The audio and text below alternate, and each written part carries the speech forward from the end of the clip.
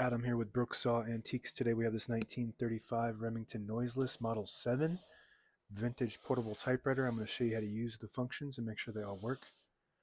Absolutely beautiful glossy black finish. Up top is the adjustable paper guide. This helps you guide the page in straight. I'm going to line that up with the edge of the platen, which is the main roller that feeds the paper. Margins are located behind this flip panel. You just push the button and move it. You just want to make sure they're in between the two paper fingers in front, so that way you don't get stuck on them. And you can adjust these paper fingers as well. I like them right on the edge. Maximum clearance. Looks good.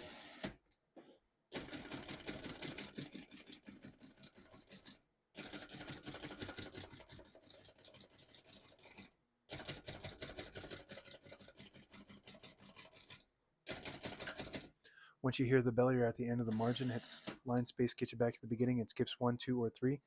Right now we have it on single, but if you want double, you just flip the switch down. It skips 2. One more, it skips 3. We're going to keep that on single for now and finish typing.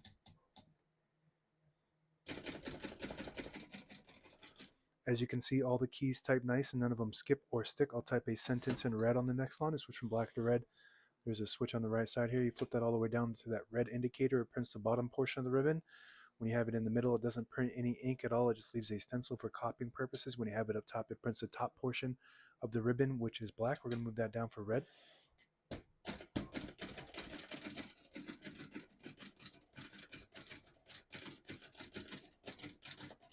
Very nice. Print looks really good. It's a little wet because it's a brand new ribbon, so you're going to have a little bit of smudge every now and then.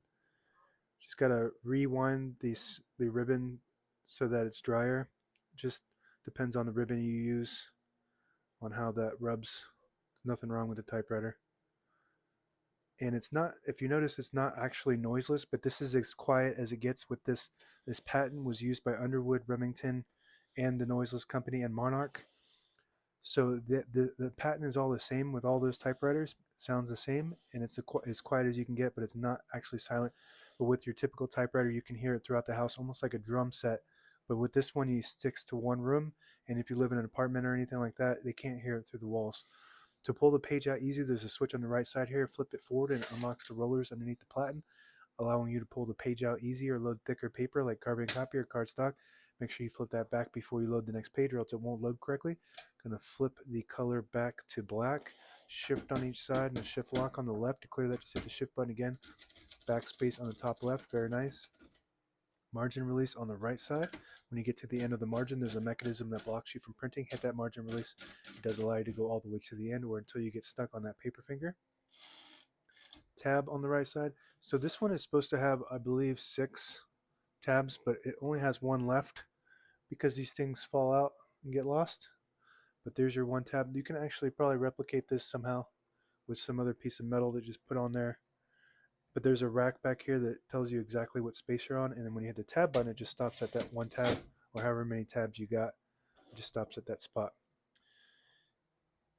And that's it for the keyboard. All the brand new ribbon is loaded actually on the right side, so it's pulling counterclockwise. It's pulling clockwise to the left. If you want to switch that direction, you just push in the opposite side that you want it to pull to, and it'll pull to the right if you push it in from the left.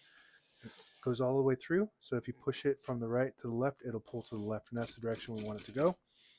This one pulls underneath instead of over the top like most portable typewriters do. On the right side of the carriage, you have the carriage release on the back side of the knob here, and to lock the carriage, you pull this lever on the front side of the knob here and push in the knob at the same time, and it will lock the carriage in the middle. To unlock it, you just pull that knob out on the right. On the left side, carriage release, super smooth, very nice condition. I almost want to, this is an excellent condition typewriter. I'm just going to go ahead and claim that. If you push in this button, it disables the spacing when you turn the knob so you can get to an exact spot on the page. You let it go, you get the clicks. Each one of those clicks is 1 space.